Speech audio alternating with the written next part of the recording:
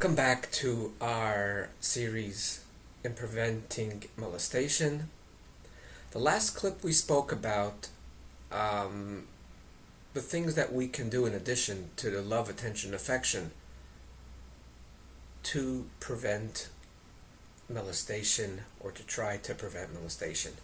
We talked about three various things, and now we're going to continue on with the list. There's a few more. Number 4, and this is a big one. This is extremely prevalent in large families. It could be in small families as well. This is very prevalent in large families. And the first thing everyone is going to think when you're watching this is, yeah, but not my kids. I know my kids, they're really good. This has nothing to do with being good or bad. It has to do with human nature. You guys won't want to believe it, but a lot of you know this. Most of the cases of molestation occurs in your home, and even when you're home at that time. And this is what I want to talk about. In large families, it's very typical when there's 5, 10, or 15 children around. I disagree with this setup on many levels, but we're going to focus today on molestation, how it affects hurting your younger children, where many times the father's not home and the mother has to put 2 or 3 or 7 or 10 kids to sleep. It's very simple. You have a few teenagers and you ask them to pitch in and to help out. So you have typically, just have some stories flying through my mind. So you have typically a 14-year-old boy. It's going to put to sleep their sister, that could range from any age, and their hormones are raging even as they put them to sleep, and everything sounds so beautiful and things are quiet, things are under control. That is when it occurs. Let me say it one more time. That is when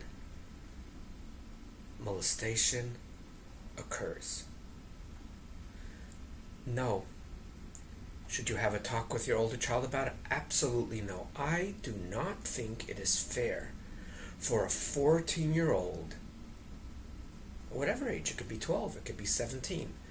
I don't think it's fair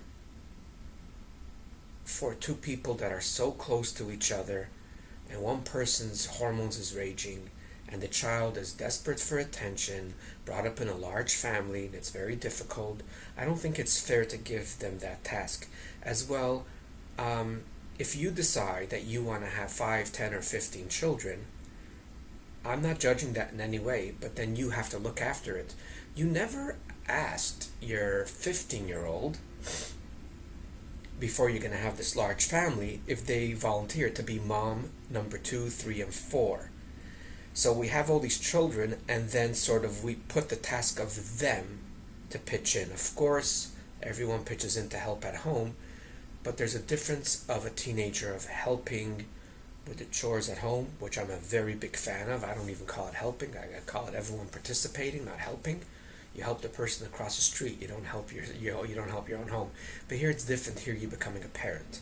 And of course, once in a while, if the mother or father is not feeling well, something holds on, of course they can help. But I find it, sadly, in large families, it becomes a regular practice of a teenager turning into a mother, and I think it's unfair on many levels. And as I mentioned before, that we're going to talk about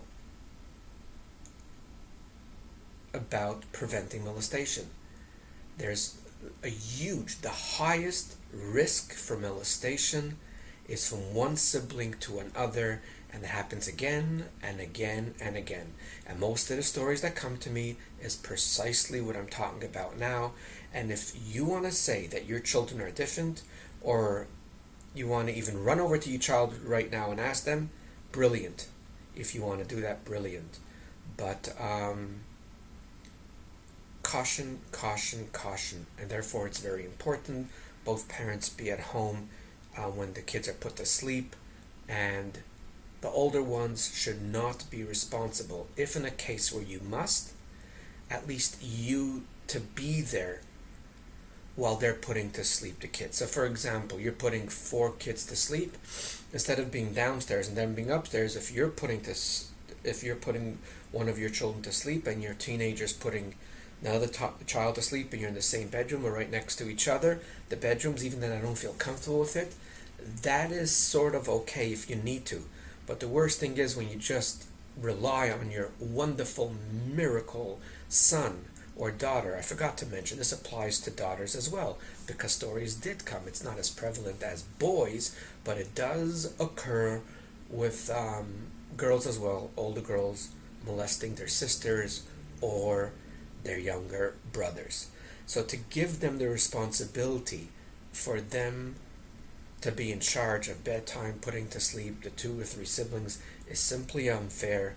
And if you're afraid of giving them the responsibility, you have a better chance that your children will not get molested. Obviously, as we spoke about in the earlier clips, the main focus is not what not to do, but it's more what to do, and that is to give them love, attention, and affection. Thanks for joining, and have an awesome day.